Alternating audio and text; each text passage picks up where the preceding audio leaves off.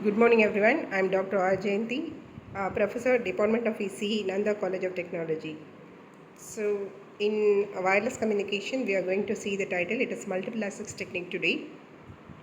So, the content we are going to see here is frequency division multiple access, time division multiple access, code division multiple access, space division multiple access. So, and others, we are going to see frequency hopped multiple access and code division multiple access, and some practical cellular radio systems also we are going to see here. What is multiple access technique? It allows multiple users to share the allocated radio spectrum in a more efficient manner to achieve high capacity. So the techniques based upon the access, we are dividing into FDMA, TDMA, CDMA and SDMA. Before that, going for the multiple access, we have to see about one more concept. It is duplexing. It allows subscriber to send information simultaneously to the base station and while receiving information from the base station.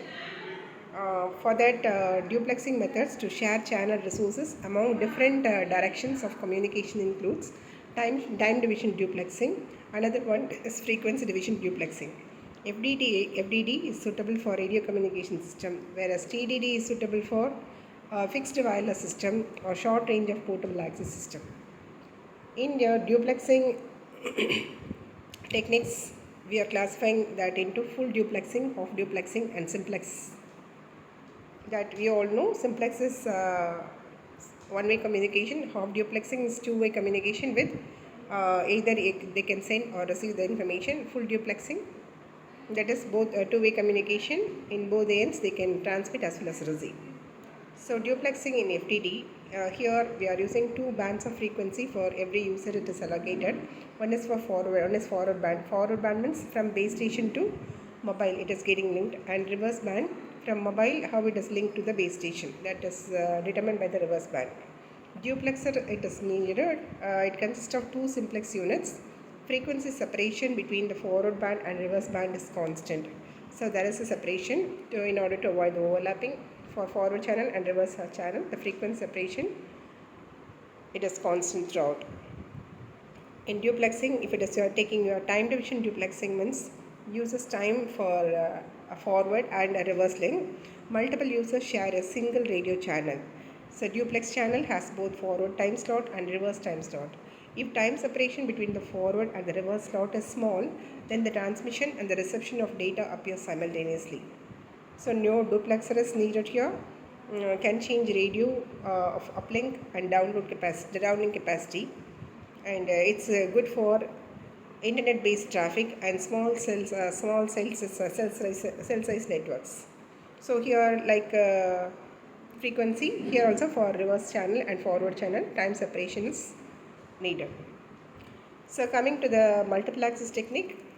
So basic multiple access, it is FDMA, TDMA and CDMA. If you are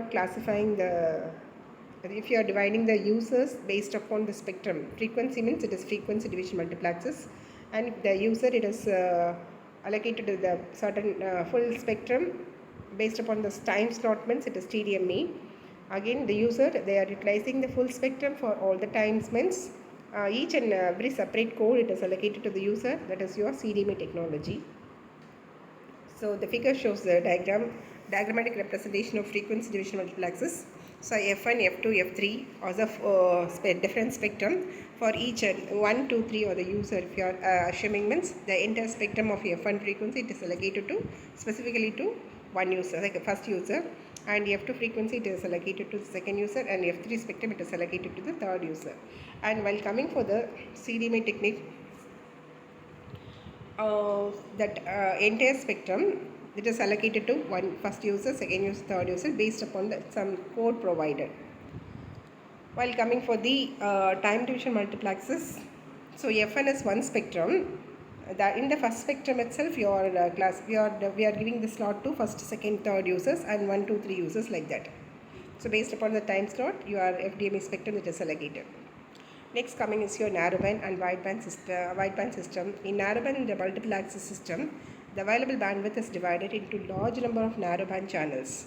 Channels are usually operated using FDD, and FDMA and TDMA technologies are used here. In wideband system, the transmission bandwidth of a single channel is large.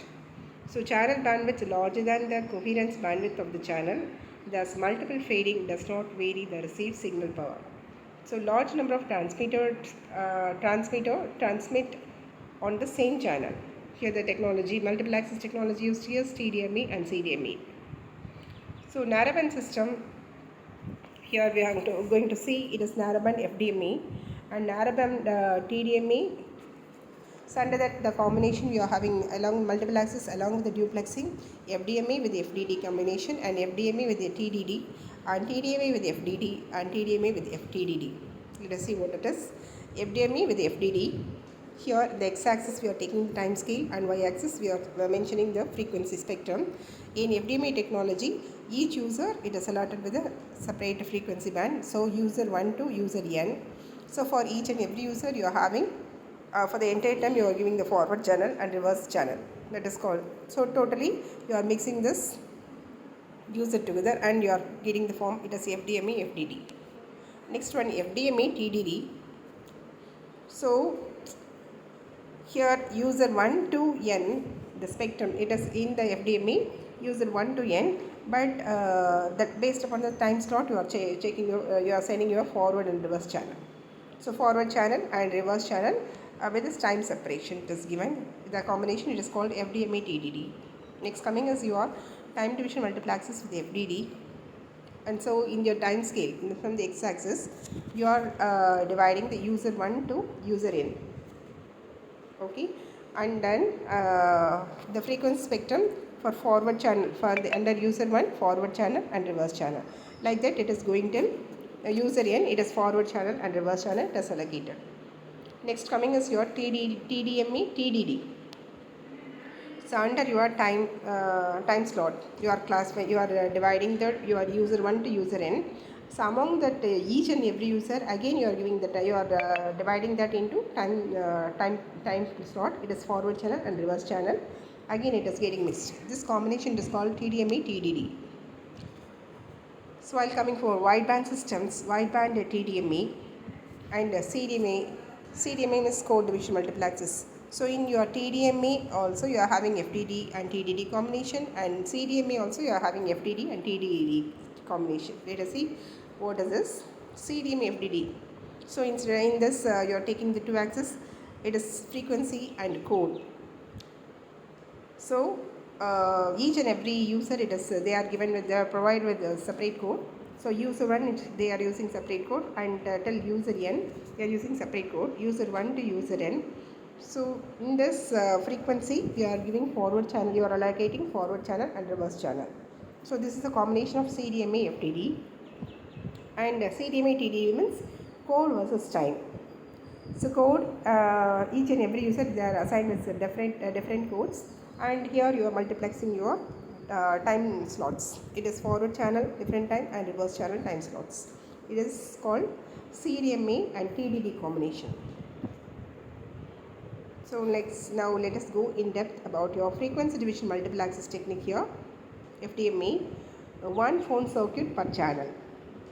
So for each and every user one special spectrum it is allocated, and ideal time causes wasting of resources. Simultaneous and continuous transmission after channel assignment. Next one, bandwidth of FDMA channels are narrow from 30 kHz to 30 kHz in AMPS. Usually implemented in narrowband systems, and symbol time is large compared to the average delay spread.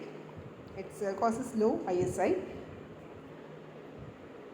While coming for FDMA, TDMA technology, again first the TDMA technology it is compared with the FDMA technology.